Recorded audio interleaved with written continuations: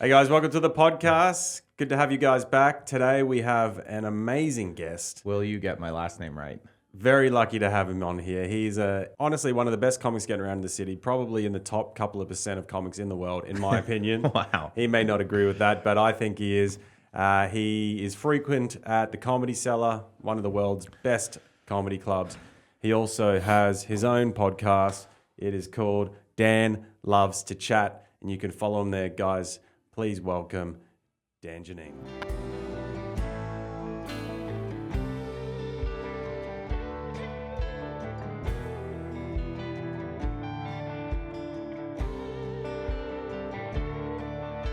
Wow, you got the last name right. I got it right. I haven't. Australians seem to never get anything right. I have been saying Geneen a lot. Everyone says Geneen. Yeah. All you fucking Aussie fucks say Geneen. But it's how I don't blame you. Yeah, I'm how just can you saying- know? I'm Yeah. just saying I'm triggered.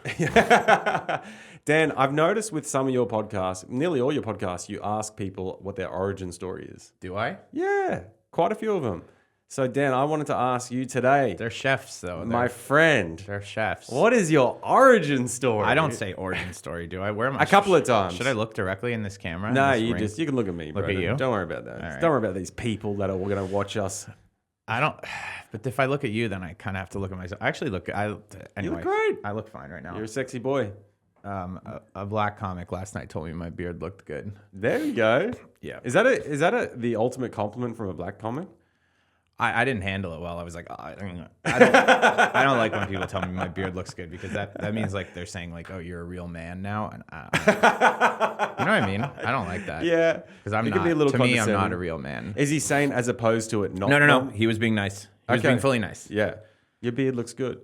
Ugh. It does look good when men have like the full thick beard that wraps around and sort of ties in with the hair like that. Like it's a masculine look. Jewish, we get benefits. Yeah. Yeah. Good hair. Good beard hair. Is there any? Are Jews blonde? Do you ever get blonde Jews? I always know Jewish people normally have darker features. Like a lot of Jewish women are brunettes, and the men have. You'll meet some Jewish guys who are like, I love Jewish blondes, man. Yeah. There exists. It's rare. Okay. They exist though. It's not as popular. I'd say it's not as common in our bloodline. Deep blonde hair, but you really want to know my fucking origin story? Yeah, I do. No, I'm gonna I give it truly to you do. in 10 seconds. Give me 'cause give me it's a brief. My origin story is that I'm from Toronto, Canada. I moved to America when I was about 20. My mom really encouraged me to move here because she didn't get to go to school outside of Toronto, and she really wanted to. So she decided that I was Harry Potter and I needed to go to Hogwarts. And then I moved from school. I went to school outside of Boston, basically failed out. Then moved here and then did so many random things in New York and then started stand-up in New York. Well, I made food documentaries for a long time, food videos. I wish there was a word in between video and documentary because documentary is so pretentious and videos don't really do it justice. But it was my career. I was making sort of 15 to 20 minute long form YouTube pieces about restaurants. It's amazing. Were you Yeah. producing that for other people? No. Okay, for yourself. Yeah. Well, for eater.com, the food website. Oh, great. Yeah. And I helped build out their YouTube channel. And I did really well at that. And then I just started doing stand-up because I'd always wanted to do something in comedy. And I'd tried improv, but I didn't like having to organize people. And I didn't like that you always had to be in a good mood. And stand-up really fits my work style where it's like you have constant deadlines. So I started stand-up at late. I started at 28, but I really threw everything into it. And I toured for a long time with a woman named Jessica Curson. And Wow. I was able to help her a lot with her video stuff because of my video experience. And then, that's it. How was that as an origin story? That's an amazing origin story, Dan. Do you want to know my sexual history? Yes.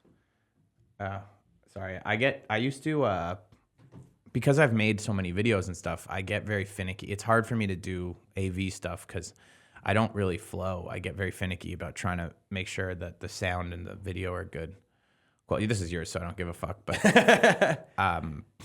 that's not true. I mean, I do, like, I hear noises and I'm like... No, you're great. Something I've noticed since hanging out with you is you are an amazing conversationalist and you're probably the most curious person I've ever met in my life. Do you think that's true? I truly do. And I've said it to you before and I truly think it's true.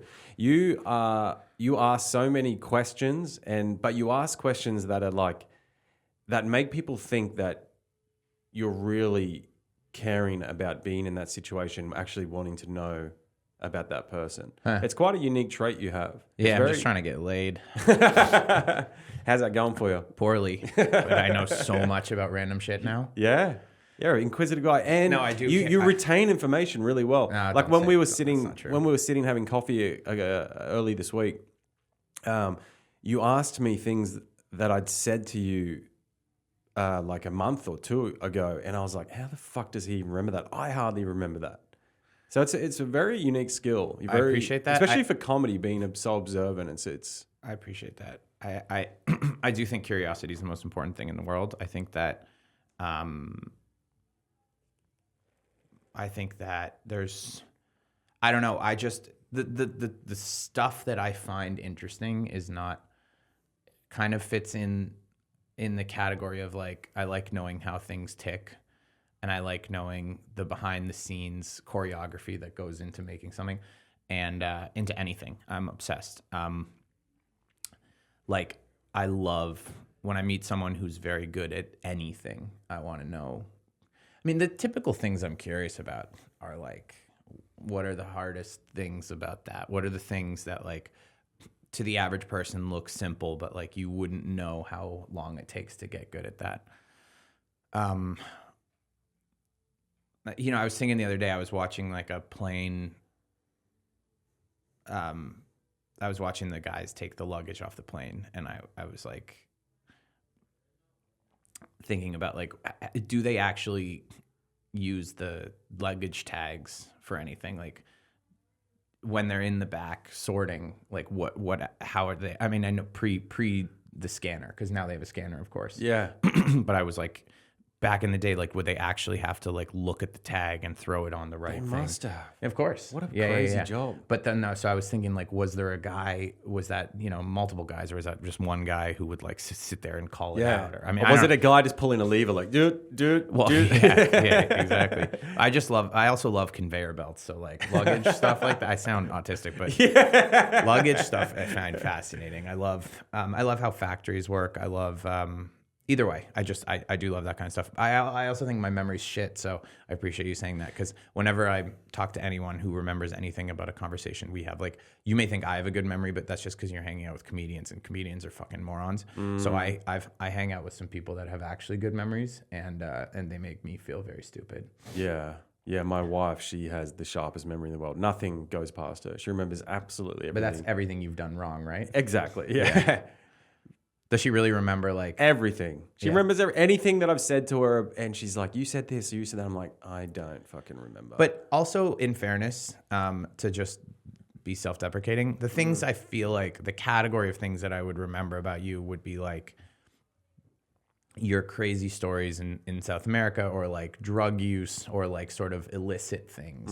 I don't forget those things. Yeah, I'm very good at remembering conversational dynamics, like if we had gotten in some kind of fight, or like if I had asked you to like help me with something, or you had asked me to help you with something, and it was like uncomfortable for a second, that kind of stuff is ingrained in my memory forever. But like yesterday, I bought a ticket for the train for the Long Island Railroad from the guy. Had a long conversation with him about I don't know, something to do with buying tickets and like, or train demeanor or something. And then I got on the train and I bought another ticket from the lady when she said "tickets, please," because I had forgotten that I had already bought a ticket.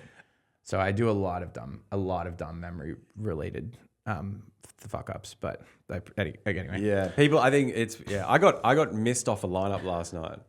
One of the comics hosting me or hosting the show forgot that I was. It's like obviously just misread the lineup, and then she she goes, "All right, we're on your final comic, guys. Everyone give it up." And I went up to her after. I was like, "Dude, I was supposed to go before him." Did you go up anyway? Yeah, I went up at the end. At the end? Yeah. Okay, I just so closed it out, so it was all good. How'd you do? Great. So you Yeah. don't think that you don't think they were trying to scam you a little? No. I mean, it's Broadway. I'm there every Thursday. That's my night. So it was just a simple mistake. Oh, you but- closed? Yeah. Big closer. Big closer show. Yeah, it was good. Didn't have to eat checks once. So the closer, the headliner, ate checks, and I had a smooth spot. Yeah. It was nice.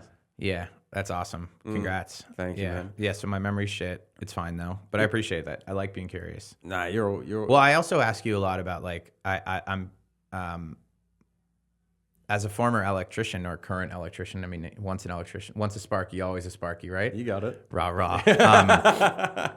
That kind of stuff's interesting to me. Like, I want to know how. I'm gonna understand less about like how a building is actually wired, but like things like how contracts are bid on, and you know how many men. I mean, how many men you need for a job. I mean, also like little corruption things, like when, you know, you always pay, like if you're building something, you pay for six guys, but only 5 ever show up, and you like take turns who gets to stay home for the day. Like those kinds of little sort of mobby underbelly things, or like little kind of accepted things about businesses. I love that kind of shit. Yeah, I love it too. Also, I think like the best thing about businesses and that is like when you see like really good collaboration, and you see like people like pulling a few brains together and making something work. I find that really fascinating as well. Mm-hmm. Yeah. Yeah. You may not know any Jews. That's like Jews. We're very inquisitive Jewish people. We want to know things. Yeah, I don't know many, and I certainly hadn't met any till I came to America. Not a single one. And now too many? Yeah, one too many now. No, you get why. I mean, yeah, you guys are a very talented race of people. It's a very interesting thing, the Jewish thing. It's like a race and a religion. That's a hard thing to get your head around when people get mad when you say that Jews are. They're like, if it's a religion, why would you say it's a race? Well, first of all, no one wants you to say that Jews are a race, because no one wants to accept that you could say people were racist against the Jews. But also, if it's just a religion, then why is it that we all look so damn Jewy? You know what I mean? Yeah. You guys knew how to keep the bloodline strong, and considering how I think that was also, I think that was choice, but also I think that we didn't really have choices. I don't think everyone was like, oh, I want to be in there. You know, I think anyway. Yeah, but also you guys did that thing or you do that currently thing where... What thing do we do? The thing is where if your mother is a Jew, you're automatically a Jew, no matter what, right? Because like that doesn't happen in Christianity. If my mum's a Christian, I'm not always automatically a Christian. So it's a very... Well, what are you? I'm just a atheist until I believe in God myself. Wow, it's like when you're playing pool and you haven't chosen a side yet. 100%. The table's still open. Table's still open. I'll tell you what, you can't be a Jew. Exactly. You can be stripes, solids, but not a Jew. I heard that you are automatically a Jew, but also it depends who you talk to, because like if you've got a mother who's converted and the conversion wasn't done religiously enough, or if you're talking to really religious people, if the mother has converted, then she's not a Jew. Doesn't matter. Like, you have to be born a Jew. But what if like she converts and then she has kids and they regard themselves as Jews and they're still a problem, and they're practicing, and then their kids are practicing. Practice means nothing. Is there a certain amount of time that would then embed them in the? No. Like really, really religious Jews would trace back would want to know the mother of the mother of the mother and check on all of that to make sure that they're officially Jewish, and with no conversions. I mean, conversions also, I don't know this. I feel like converting is probably something was not done as much back then as it is now. But yeah, I wanted to. I'm not a fan of comedy raps, except you know what's funny? I used to say that I hated comedy rapping, but I find... I don't know what that is. Like people who do raps, like funny raps. Okay, yeah. Brendan Sagalow is the funniest. He does comedy raps that are very funny. Lil Dicky, I also think his stuff is funny. But I wanted to do a comedy rap called like "Will She Convert?" About like, yo, like saw some chick with a fatty, yo, but would she convert? Something like that. I think that'd be funny. Be funny. It's not my style, but it ain't my style, bro. I reckon you could do it. Thank you. So how did you get into your interest of food? Because you're a big... Do you want me to pop a beat now and then you try and rap something? No. Right. Food is just like, so, okay, a couple things. One, I think that now in New York, everyone loves food. Yeah. Because it's more of a status symbol than it ever was. People don't know this, but back in the day, if you were like, I'm going to go out to Flushing and get dumplings, people were like, oh, are you homeless? Now, if you go out to Flushing to get dumplings, people are like, oh, you're sophisticated. It's crazy. But, I mean, that's a lot of Anthony Bourdain. Anyway, how did I get into it? So I was actually, I don't want to be like, I liked their first album, but I used to love, like, restaurants was always my thing. My brother and I would drive around and go to restaurants when we were, like, super young. We would get on the streetcar in Toronto to go out to... In Toronto, one of the most Asian areas it is called Asian Court, but it's not. It's spelled AGIN, Asian Court, but it's obviously sounds like Asian Court. So we would go out and like, oh, we heard this place has amazing, fried crab or whatever. So we would go, and I just think it's like, I don't know. It's complicated now because I hate when people call food a hobby because it's like it's the only hobby that you have to. It's one of the only hobbies. It annoys me in the way that people say like fashion is a hobby, because you have to buy things, right? Like that doesn't seem like a hobby, but I guess all hobbies you have to buy shit. So, well, how can something that you need to sustain your life be a hobby? Like that's like saying drinking water is a hobby. That'd be crazy. No, but like you could have, if you were obsessed with water, like you spent your life finding water from different places and you're interested in like, I don't know, mineral content, pH level. Like if you met someone that really was obsessed with water, you would be like, okay, I get it. That's a hobby for that person. Understood. Yeah. Don't you think? Yeah. I haven't agree. thought about this, No, but I agree. And there are people like that. There's documentaries about water, like where the best water in the world is, like the cleanest and purest water. And I've seen apparently Amsterdam or one of those Eastern... I wouldn't know. I'm not a hobbyist. Yeah, but one of those Eastern European... I think it's Amsterdam. Apparently they've got some of like the best drinking water in the world. They've got like taps all around the city. And it's like... Oh, cool. Anyway. They did that whole campaign about New York. They had these beautiful water fountains that they set up all over the city. And they said like the finest water in the world right here. And it's actually fucking good water here. When you come from somewhere else and you drink the water here, even Scott, when he got into town, he calls me. He's like, dude, the water here is amazing. It's tasty. It's great. It tastes good, but I don't know. I don't accept that. I don't accept that the busiest city, one of the busiest cities in the world, would have good water. I mean, I'm sure it's, I don't know. I feel like luckily, I don't think we know enough about chlorine content and stuff like that to really know. I think they're starting to figure out it gives you dementia. They're figuring out that is probably one of the reasons that... Chlorine? Yeah. Or fluoride or whatever? I think it might be fluoride. Yeah, fluoride, yeah. Yeah, but also if you're living in New York into your later years, you probably would get dementia anyway. I think everyone's going to get it. I don't think so. I'm not getting dementia. But supposedly dementia also is very tied into sleep, how much you sleep. I think it's also if you're living a sedentary. Yeah, well, sedentary. What's the one when you don't do anything? Sedentary. Yeah. My grandmother, great grandmother, moved into she was healthy and great. At 94, she moved into a nursing home. Within 6 months, got dementia. By 96, she was dead. Wow. As soon as she stopped doing her thing, done. The brain turned off. It's crazy. Yeah. I mean, who knows? Because also that is pretty old. Yes. So, which you've got you don't anyway. know, right. Yeah. But I really believe I've had some real sort of. I definitely don't want to talk about psychedelics. I just feel like I only talk about psychedelics, but I love talking about psychedelics. I've had some real spiritual moments where I've realized you just have to keep.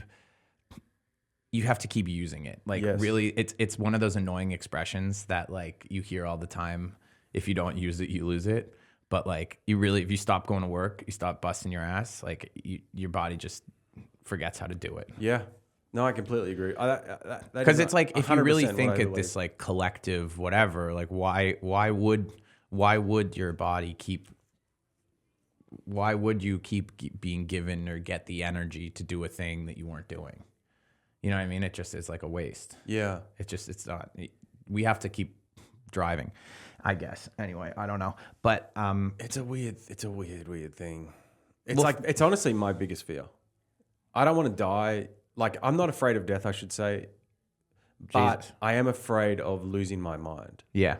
Like, that would be, and then dementia seems like the worst way to go out. Well, sleep Not well. just because of, it's because of how it affects everyone else around you, like losing your... And the fact that you kind of know sometimes, it's really scary. So you think sleep's a big thing? Well, of course. I mean, I used to be really into new agey and sort of bro health podcasts. I find myself, I don't keep up on them as much as I used to, but like, I felt like when you hear enough of these dummies talking about one thing, it seems like it's right. They're usually right.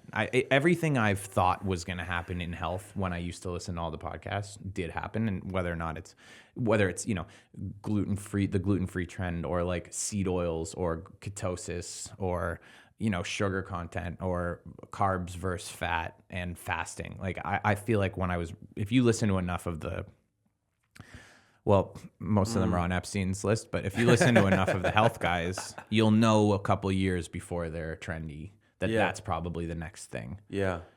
And every single person says that sleep is the most, like, sleeping well is the number one way to combat dementia. And that means, unfortunately, no more booze, because booze kills your sleep. Yes.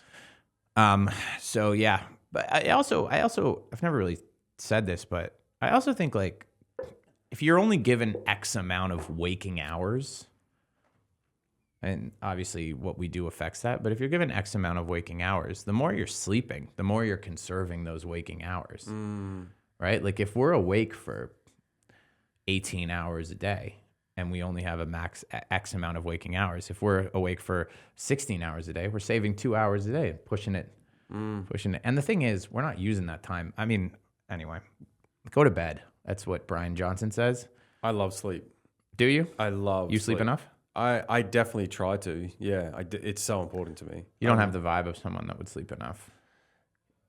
Yeah, I've struggled with sleep a lot in my life. Although when you texted me about this, you're like, I won't be up till 11. And Yeah. I was like, oh, you're going to do some sleeping. Oh, yeah. But I don't get to bed till late, dude. I don't know. What time? 3 or 4 o'clock. Yeah. Sometimes later, 5. Depends. I don't get I'll tell you home this. till 1 The or only 2. time I feel good waking up the next day is when I've gone to bed before 1:30. Yeah. Or even 1. I don't... And so... Well, I think that's gym like, too. The gym too. Like, if I go to bed before... It doesn't matter how many hours I sleep. If I go to bed before 1, I'm much stronger in the gym. Yeah. True. Yeah, I agree to that. I'm moving weight. Ooh.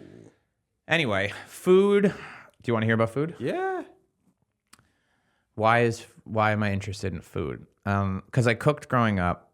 I think it's like anything. When you know something, for me anyway, when I know the fact that I know a lot about the baseline of, or like the behind the scenes of it, and how things actually work, that makes the whole thing more interesting.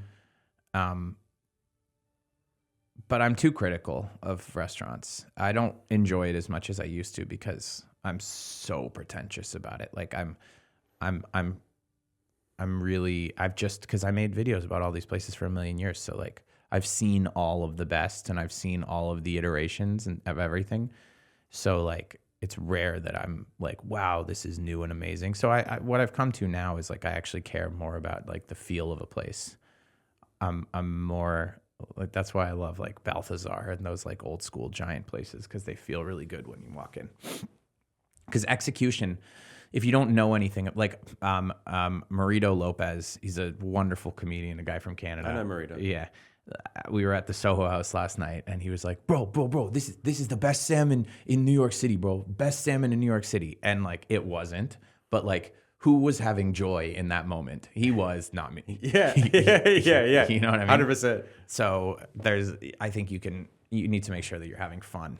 But yeah, I love the way things are made, and I love new techniques. And when chefs are amazing, it's even more mind blowing to me, right? Like that's the curve. So for you might, or for Marito might appreciate all food, but when he has something truly amazing, he might not appreciate it on the level that I do, because I understand what it means for something to be truly amazing. To Marito, everything is a 10 out of 10 salmon. right? But isn't ignorance a little blissful sometimes? Sometimes, always. Yeah.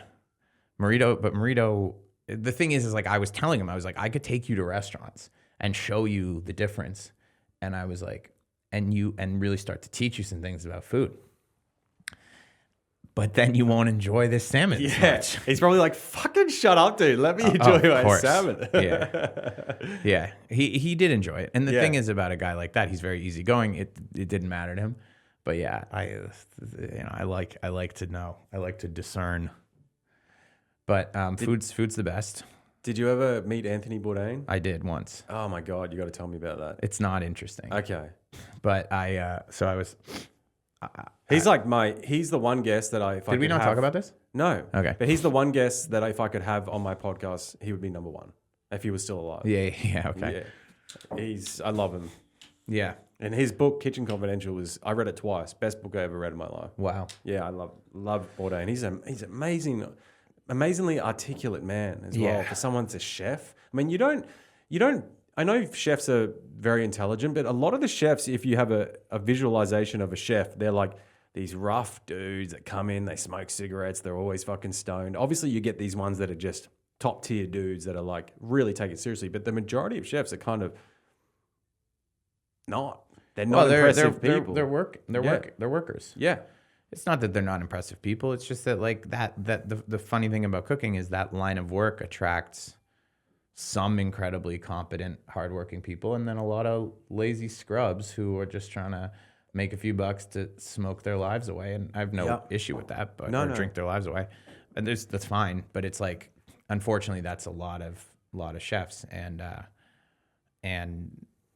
but the best ones aren't typically very articulate. It's not like, I mean, when I shot all these videos for so long, it's a funny thing where you would ask a chef to describe a thing, and like they would make these incredibly like sort of brilliant, artistically brilliant compositions on a plate, and then you'd be like, "Can you tell me about it?" And they're like, "It's good," you know, and the sort of English language equivalency of the artistic level that they'd achieved on that plate was like a Shakespearean sonnet, or I don't know, or something. You know. Yeah, I think that's why Bourdain was so great. But the thing is about Bourdain is like he actually wasn't that great a cook. I've heard that. Yeah, he was fine, but he was kind of like one of those workers. Yeah, and he also, so it's rare. The real freaks are the ones who love to both create things and present them. I mean, then those people get really famous because they're all over TV. My story with Bourdain is that when I was working at Eater, my first job at Eater was I was producing the podcast, and it was hosted by a woman named Helen Rosner, who was brilliant, and she had Bourdain. She was so I was producing it and editing it, so like I handled everything. So she had Bourdain in. They were sort of Twitter friends, and I went downstairs to the bottom of the building, to the lobby of the building, to retrieve Anthony Bourdain to bring him up to the podcast. I sat up and watched the podcast, and then I brought him back down, and that's it. Wow. But I would say when I met him, in fairness to me, when I met him, I did not care as much about him as I do now. It was I was 26, and for some reason I didn't really. I think that I suffered in that time from. I didn't watch him growing up, and when I was starting to watch a lot of food stuff, he was like on CNN, and I was like, I'm not gonna watch a CNN show, right? I'm not like, I'm cool. But now in hindsight, I've watched everything, and I've like actually post him die. When he died, it just wasn't that big a deal to me. But since then, I've become obsessed with him. So it just wasn't that big a deal to me when I met him. But he was super normal. He was kind of a dick. He was smoking a cigarette. I was like, "Hey, nice to meet you. Dan, working the thing." And he was like, "All right, give me a few minutes." And he finishes his cigarette. And then I was like, "Yeah, cool, just this way." And then we went up. And I remember exchanging nothing with him. How interesting. Funny enough, at the time, I was actually really into health stuff. So I was really into Tim Ferriss. Do you know who that is? No. He's like one of these kind of like a Peter Attia, Andrew Huberman, like a life hacker guy. He wrote the 4-Hour Work Week, and he was famous for that. He was a real life optimization guy, and he had a huge podcast for a long time. And I think he's taken his foot off the gas a little bit in terms of being famous, or maybe he just sucks now. But I think it's really that he's just choosing to step away. And when he came in and did the pod, and I talked to him about like the future of sort of health in restaurants, and I was ecstatic to meet him, and he was so charming. And I've heard, he's not always the most charming, and so it's funny because Bourdain, the thing about Bourdain is he really just was himself all the time. He never hammed it up. The things that excited him were real people doing real shit, and you just couldn't fake it, right? At that time, I was a PA at a media company. I wouldn't give a fuck if I were him either. Yeah. And, but complicated guy. Like, did you watch the new documentary about him? Roadrunner? Yes, I did. Yeah. I think that changed my perspective of him a lot, and I think they shouldn't have made that thing. Because I think that Bourdain did more good for the world than any single entity making media stuff. He really brought people together, and there's very few like sort of net good things. And encouraging people to go out and travel to eat random food across the world, that's like a net good, right? Like that 100%. It brings cultures together. It lowers. It's also lowers racism, lowers xenophobia. It's one of the most exciting things about traveling is exactly eating the food. Exactly. It encourages people to be adventurous, encourages people to not be judgmental. And he was apolitical. I mean, he was political in his own way, but it was just like pure good. But yeah, after watching that documentary of him being like a fucking prick to his team members and having that relationship kind of just destroy everything, and how like he really ruined a lot of his relationships with the people that had supported him. I really think that they shouldn't have made that thing. Like, just it reminded me a little bit of in Batman when they let Harvey Dent die a hero. Like, let him die a hero. What are we digging up his fucking grave to be like, actually look at the other side of his face. Yeah. Guy was kind of a fucking prick. Yeah. Let him fucking die. He got away. He left. He died as Jesus. We're pulling him up and being like, actually, he was Judas. What the fuck are you doing? Anyway, why do you love Bourdain? I love someone that can tell a great story. I just thought, I really fell in love with his words, the way he could write. I was just extremely envious. I was like, this is the way he wrote. It just sung to me. It really hit me, and it was. I don't know how many books I've started reading. I get to the first few chapters, I'm like, this isn't for me. But his book just sung to me straight away. I always liked him on film. I always liked all his everything that he produced. He did a bunch of programs about traveling, and he some of the ones in particular, like when he would go to Vietnam and he's like cruising down the river and eating food off the. I mean, it's just like, dude, this guy's so cool, and I like that. I like an adventurous spirit because I think I'm an adventurous spirit. So I don't know. I just felt very drawn to him. I also loved Jamie Oliver growing up. He's another good man. But I bet if he died, the same fuck would do a documentary about how he was actually a prick too. 100%. But Jamie Oliver's also, I liked him when he was the Naked Chef. When he was just this fucking dude that rocked up on a moped and go into the markets and pick up, and he would just, he was the first chef that I was like, you don't need to follow a recipe. You can just kind of fucking throw it all together and make it work. Cooking every night. It was unbelievable. And that was the first job I ever wanted to be, was a chef. The first. Wow. The first. Did you ever do it? I didn't, because when I was going through high school and I was starting to think about what I wanted to do, I was like, these guys work silly hours. They're up all night. How did you end up? And then what do I end up doing now? Doing a job. Well, comedy, yeah. But what drew you into who got their hooks in you to get you to be an electrician? It was my mother. Why? She was like, it's a good stable job. Yeah, she's like, your cousin is an electrician. I finished school and I didn't do well in high school. I didn't get good grades by the end. I had a bit of bit of a weird relationship at home, and it was a rough last couple of years. And then I finished school, and I was like, all right, fuck, I don't know what I'm doing. I had no plan. And then I went away, and at high school, you go to this thing called Schoolies. It's Schoolies week. So you finish school and you guys are so retarded. You go to the Gold Coast for a week and just piss it up and drink, and everyone, and you know, it's an amazing, it's the best party. I guess it's like spring break for you guys, right? Oh, okay. I thought, thank God. I thought what you were saying was it was like an actual sort of career development thing. No. Everyone's Schoolies. getting drunk, and Okay. it's a full organized event, and everyone books hotels, and you know everyone's still 17, but they allow you to drink in that time. It's a weird cultural Legally? thing. Yeah. Well, you can't walk down the street but they turn a blind eye when you're walking up to the room, and every state has their own Schoolies. But in Brisbane and this is government sanctioned. well, yeah, it's government organized. Yeah, they have like full events with like concerts on the beach and like proper like. This is where we need to be. It's amazing. It's so cool. Look it up if you guys. Schoolies is fucking awesome. What? So I finished. Did the nerds do it too? Like everyone does it. Everyone does it. It's amazing because at school. I don't know if did you have this. There's like so if I searched Australia Schoolies, yes, there would be a government website. I mean, I believe there's at least a website. Schoolies, yes. Schoolies. Every year there's a Schoolies. Every state has their own Schoolies. You go for a week and you fucking and where do they put party. It? Everywhere. Gold Coast, in Perth, it's like Rottnest Island. And you have to pay?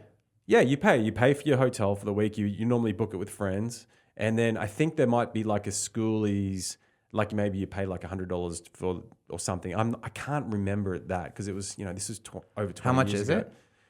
Well, all I remember was the expense was the hotel for me. And then the organizers organize the organizers organize the events. There's and they're not usually it's concerts, like there's live bands that play on the beach, right? Huge, amazing setups. Will the bands do it for free or they're getting no? Paid? They would be getting paid. I'm sure they're getting paid by the Schoolies event. Okay, but I just don't know how that all works. And so when you say that they let you drink. Like everyone drinks. Yes, okay. Everyone drinks. But it's what they turn a blind because it's not your legal age is 18. But what they do is they turn a blind eye, and usually you have one friend at that point that's 18. So usually he'll buy everyone the alcohol. And is this where like if you haven't lost your virginity up to this point, like most people are like, oh yeah, or you'll lose your drug virginity or alcohol virginity. It's funny. It's funny you see all these kids at school that are like. That were just like nerdy kids that like never got into any mischief. Out. And then they're fucked up. You're like, who is this guy? Right. Meanwhile, I've been doing that for like 3 years. But they're not holding their liquor. They're no, everyone's retarded. Somewhere. I had a friend go to hospital in Schoolies because he completely like overdosed and just got fucked up. Anyways, I got back from Schoolies and it was like a few days later and my mum's like, what are you doing with your life? I was like, I don't know. And she's like, well, I've booked you into a course. It's like, it's going to go for like a few months. It's like a pre-vocational course for being an electrician. And I was like, I don't want to do that. And she's like, well, you don't really have any other options. So anyway, I went and did the course and that's basically how You didn't mind it? I didn't mind it. I didn't love it. I didn't like being an electrician that much. I had a bit of a rough trot for my first couple of. It took me a little while to pick it up to actually get good at it. I'd say I wasn't really good at it. As I wasn't a really good apprentice. I was always hardworking, but I just always felt really dumb. Like I couldn't. And it took me a few years to get past that milestone. And I also I kind of got bullied a bit in my first year. I had like guys that I worked under that like one time I came in and they like tied me up and duct taped me to the chair and they just kind of fucked with me all the time. Why didn't they like you? Were you getting the girls? I mean, I think I had a girlfriend at that time. The business that I worked for, the owner had like 4 sons. So the 4 sons kind of ruled the roof. And then they had their friends and nephews and cousins that were all in. And I was like one of the outsiders that didn't have any relation to anyone. So I think this was your apprenticeship? This is the first year of my apprenticeship. And then I ended up leaving that business. And you didn't win them over ever? I won a few of the guys over, but then I just decided to leave. I was like, fuck this. This is bullshit. How'd you win them over? Just over time? A couple of the guys, there were a couple of guys that were also ring-ins. They were from like, and so we... What's a ring-in? A ring-in, like they were like, not part of the family. Got it. You know? Okay. And so we ended up all just doing jobs together, and then we would like smoke weed and smoke cigarettes, and we all listened to the same music, and like so we kind of found our own little clique. We would then go out on the weekends and party and take ecstasy. Did any of the brothers ever apologize to you? Fuck no. No. I nearly got in a fight with one on my last night. We at the Christmas party. I had my girlfriend, and I went to go leave, and he's like, "Where the fuck do you think you're going?" I was like, "I'm leaving," and he fucking pushes me. He's like, "You're not fucking going anywhere." I'm like, "Fuck you." Like, I'm going. And I got really emotional at that point. I was like, all the rage in me from like a year. And I was like, fuck it. I just grabbed my girl and we just left. But I was, So they were just pricks. Wow. Yeah. Anyway. What are they doing now? Same shit? No idea. I've never bothered to check in with them. But I ended up getting an apprenticeship with another dude. So one-man band. It was me and one guy for 3 years. And that was awful as well. Were they good? Did the kids know how to do electrician stuff?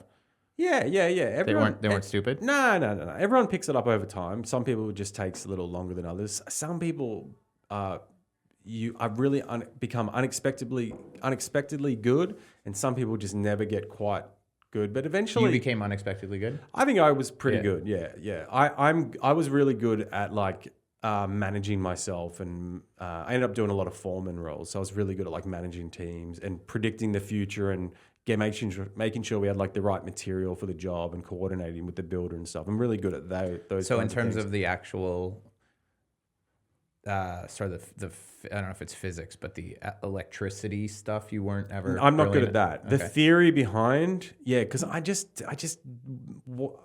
not that good at retaining information. Like same with school, like I would always learn a maths equation, right? And I'd be good at it, right? But then school holidays would happen, Christmas break, we'd have like 2 months off, and I'd go back to class the following year. I'm like, I can't even remember the formula.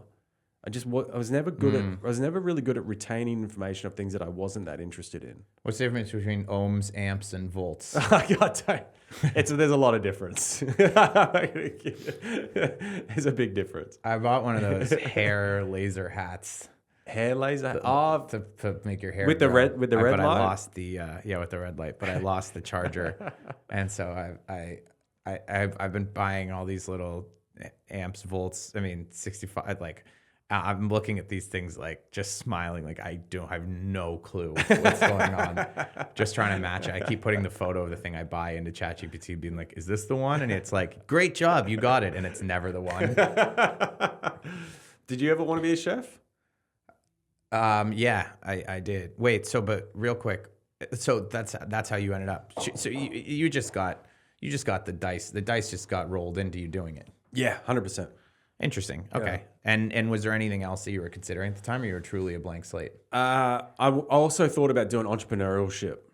Okay. Which was kind of weird thing to say, but like I don't know, I just always had success with like doing little weird things. Like before school finished, I started a little clothing brand, and Nice. I sold like a bunch of clothes, bunch of t-shirts, and I made a shitload of money. And I was like, fuck, I could do this sort of thing.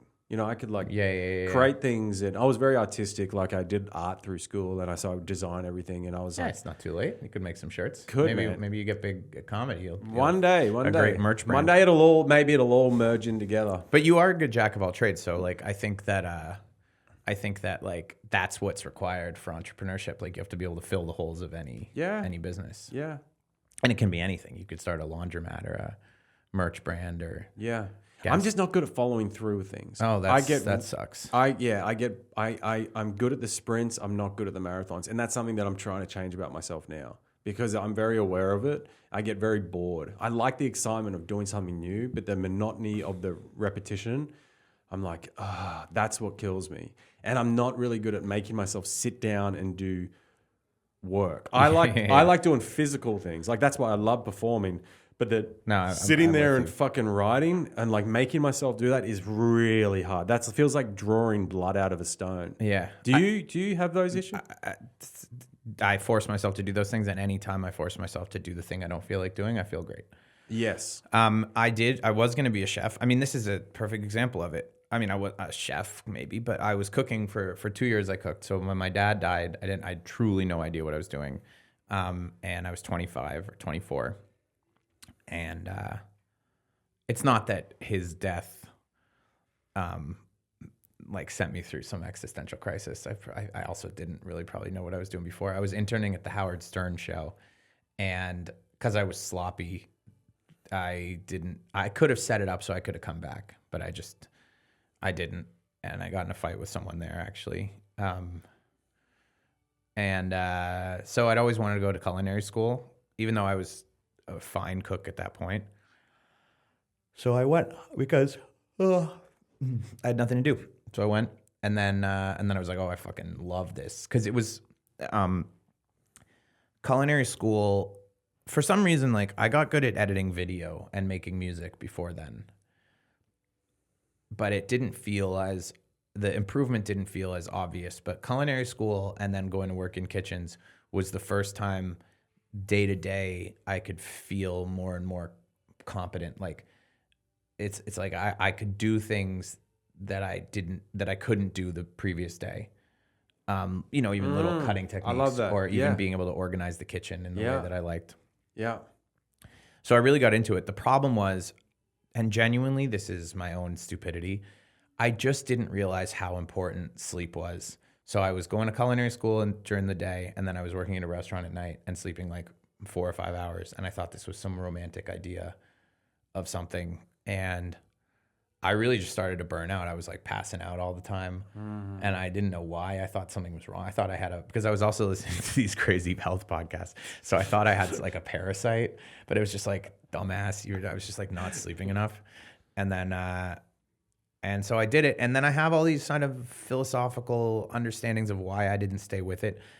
At its core, I didn't have to. And I think that I would have been happy being a chef now.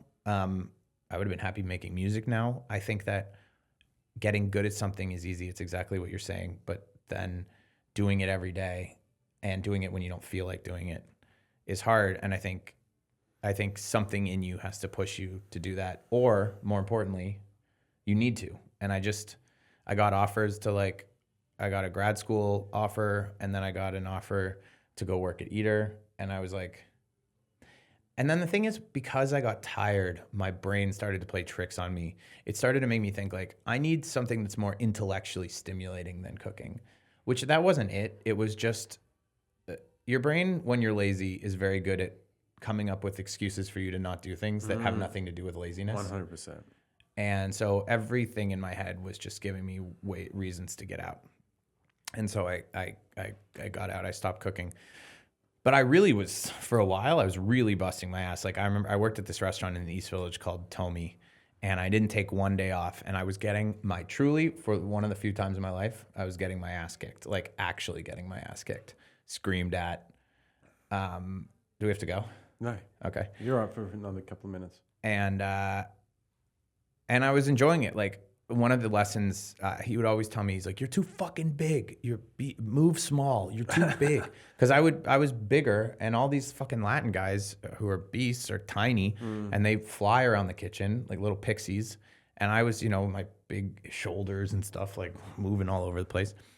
And so I wasn't good. I was getting better, but I was really sticking with it. And I remember New Year's one year, he was like, can you work? And I was like, I'll be here, chef. And he's like, I don't fucking believe you. And I was like, I'll be here. He's like, you're an intern. Like, he wasn't paying me some days. He was like, you're not going to fucking be here. And then I got the worst food poisoning I've ever gotten in my life, coincidentally. And I could not move. I'm pretty tough with this kind of thing. Like, I'll push through most things, but I've never had food. And so I couldn't move. So I texted him being like, hey, I can't make it. And he goes, I fucking knew it. Fuck. Yeah. That's the worst. Yeah, it's the worst. Because no matter what you say, he's not believing you. He's not believing me. No way. Course. Yeah, no chance. Yeah. And I really couldn't move. Like, I had norovirus in Mexico. And if I had to, I could have gone into work with that. Like, I could have done it. Take the right pill, take some Adderall or whatever. I could have done it. It was just the worst I've ever felt in my whole life to this point. So I bailed. And then since then, after that, it was hard for me to like regain his trust. And so the thing is, when you're cooking, is you're going to get better a lot faster if they really like kind of, if they like you. Yes. and otherwise you just do kind of shit jobs. Yeah. Same with an electrical field. If you like someone, you're gonna give them a bit more rope and let them run a little bit, which is what people need. So after that, I kind of tapered off. I still did it for some time, but it wasn't the same. I wasn't a golden child, because the thing that I can do really well in cooking is my palate is really, really, really good. So he started to get me to taste, like, when other people made things, he'd be like, yeah, let Dan taste it. He can balance it. And I could be like, I could tell, it needs more brandy, it needs more salt, it needs more vinegar, whatever. And that's like really you can't teach that. You can over time, but that comes a lot slower. So, but then, yeah, he just decided he didn't really like me anymore. And then because I was a kid and I was a punk, I was kind of like, I don't need this shit. I don't need to be like treated like shit, even though now when I have friends who cook, I'm like, you need to be treated like shit. Like that's what's gonna make you good. So I pulled away. But man, it was the best. I wish that I don't think it would have been fine. I could have been a cook now. I would have been happy. Chef, whatever. I think do something that you feel like you love. The only issue with cooking is that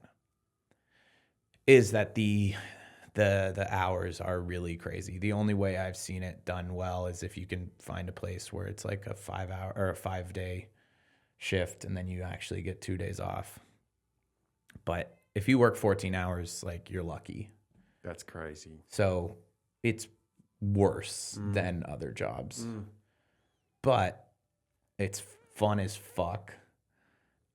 There's nothing like cooking at a good service. There's nothing like being in a flow state when you're cooking and being there with friends. And you can also just say the most racist things to each other. Because it's like, people don't understand this. And it was crazy because I went from there to working at Vox Media, which was so progressive and so sort of quote unquote woke.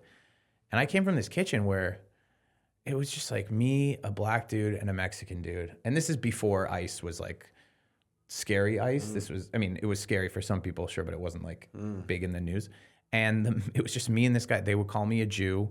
And then the black guy would say to the Mexican guy, like, fucking hurry up or I'm calling ICE. And then the Mexican guy to the black guy would be like, oh yeah, like, when they come, are you gonna rob them? And then and then he's like, yeah, I'm gonna get the Jew to sell it. And it's just like, it's just like the most, I love it. It's I love it. constant. And then we'd smile and then move on. It's just nothing. Yeah. So that was that. I love that. It's the same in the blue collar world, bro. Yeah, of course. It's the same, and I love. Well, that. you don't have ethnic people in the blue collar world. Yeah, though. we do. Yeah. In Australia. Yeah, we have Irish people. As good as. Yeah. I love that. I miss it so much. I went from there. I went and did a short stint in real estate, and it was just the same thing. I went to like the corporate world, and I was like, tried to tell people about my weekend, and they're like, "Oh, we don't talk shop here." I was like, "Fuck these fucking losers! You guys don't know how to live." Yeah. Well, but Sparky's in Australia. I feel like, yeah, you guys. I might have heard some of those conversations and been like, all right, guys. Like, that's a lot. So I think it's relative, but so that aspect was awesome, and I miss cooking. It was sweet, but I was, you don't understand these things till later. But I was too wimpy at the time. Now I would have, if I started again now, I couldn't. I'm too. It's like, I'm not old. I'm 36, but like, it really is. Learning that is really a young man's or a young woman's game. It's really hard on your back. Another thing is, if you don't have a great back, this is a thing you wouldn't know about cooking maybe. Like, part of the thing you look for when you look at these different kitchens, depending on your height, is at what height do they have their workspaces? Because your back starts to fucking kill if the cutting surfaces aren't high enough. And they're different in every kitchen. And people have tricks, like really tall guys have tricks for how to get a cutting board higher in the air, but it's like a huge pain in the ass. I can't even imagine. People don't realize when you do these jobs where you're standing on your feet all day, it affects you. My back is stuffed. Yeah. My back is stuffed. I have back pain every single day, and it's awful. I can't imagine, when you're like leaning over something all the time. Tall guys do the really wide leg stance, but then that's awkward. You fall over all the time. Yeah. Anyway, mate, we better. Unfortunately, we got to wrap. I could literally talk to you for hours and I hours. felt like I just blabbed. No, I love it. I love it. Let's do this again, Dan. Sure. Thank you so much for coming on. Can you give everyone your socials, No. please? Sure. If you like this, go find my podcast. Dan loves to chat on all the things. That's all I care about. Yeah. Because it's good. It's good. And the clips do well, but the full episodes are actually good and they're bombing. So go watch them. Guys, follow Dan. Thank you. Like and subscribe. Thanks, brother. I'll talk to you soon. See you in the next one, guys. I don't know why I just said talk to you soon. That's so weird. It's like because you're sitting Talk to you right soon. here. See you in the next one, guys. Have a good one.